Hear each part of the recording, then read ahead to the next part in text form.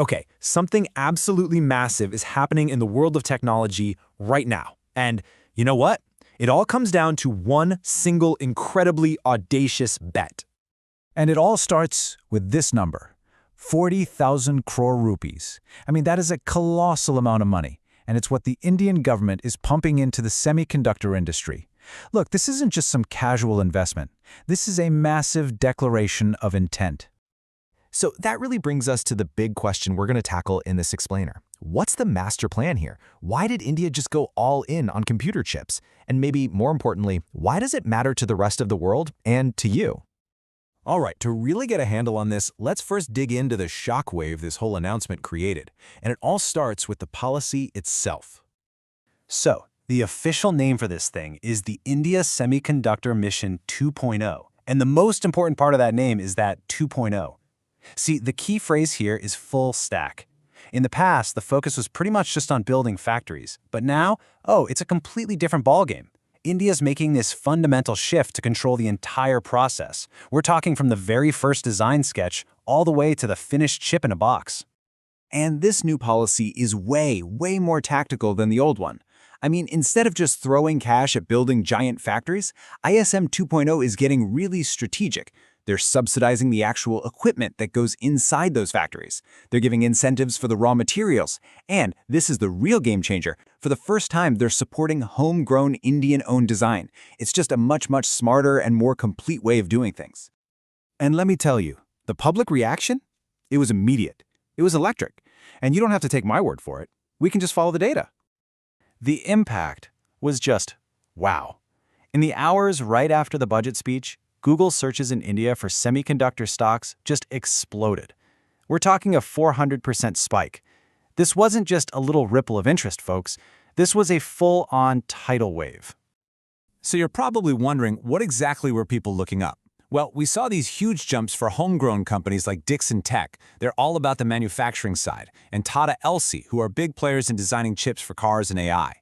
And of course, even the global behemoth NVIDIA saw a massive surge in interest, especially from the big institutional investors in India. But here's where it gets really interesting. The big surprise wasn't just that people were searching for the big, flashy AI names. Nope, there was this huge pivot in interest toward what we call foundry companies. You know, the actual factories that build the silica wafers. And OSAT companies. Those are the guys who do all the assembly, packaging, and testing. Think about that for a second. People weren't just curious about the end product. They were digging into the nitty-gritty of who physically builds the chips. That's a huge signal about wanting to own the whole process. Okay, so let's zoom out a bit. Because what India is doing, it's not happening in a vacuum. Not at all. It's happening right in the middle of this fierce global battle between two absolute titans of the industry. And honestly, the easiest way to wrap your head around this global chip war is with an analogy you already know: Apple versus Android. Think of NVIDIA as the Apple of the chip world. It's a closed ecosystem, super high margin, with these incredibly powerful but also incredibly expensive products like their $40,000 Blackwell chips. Then you've got AMD. They're the Android in this story. They're more open source, they're priced competitively, and they are really starting to gain a ton of traction with developers. And here's the twist, NVIDIA is making a massive strategic pivot. They just poured $2 billion into a cloud company called CoreWeave. What does that mean?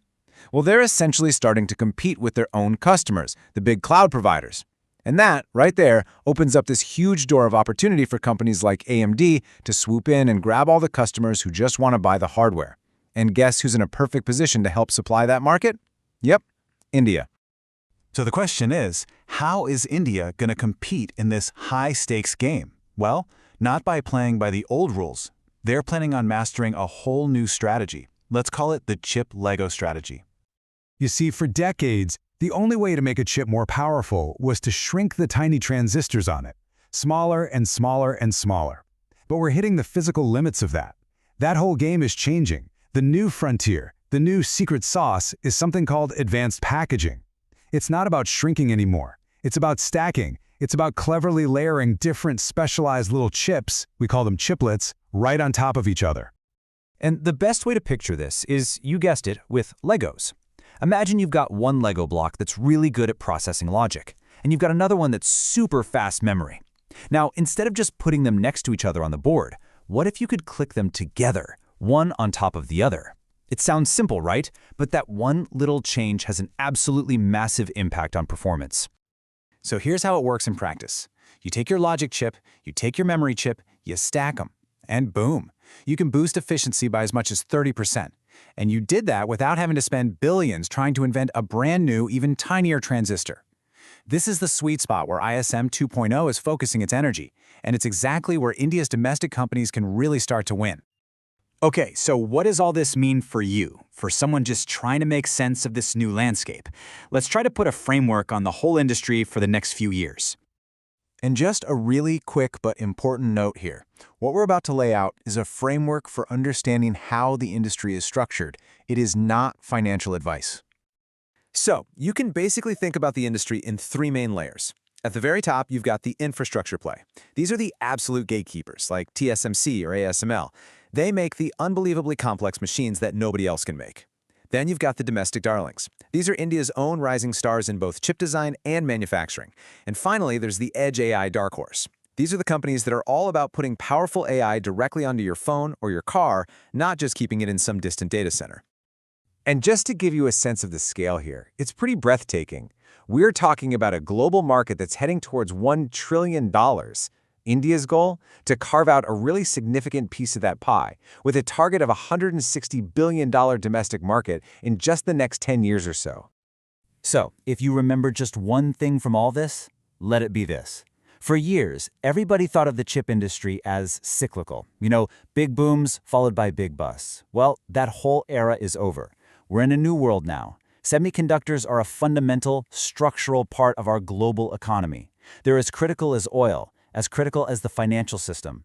And all of this leaves us with one last, really powerful question to think about. For decades, India has been one of the biggest buyers of computer chips in the world. But now it's making a very serious, very well-funded play to become a chip builder. So the question is, are we witnessing the dawn of India's silicon sovereignty?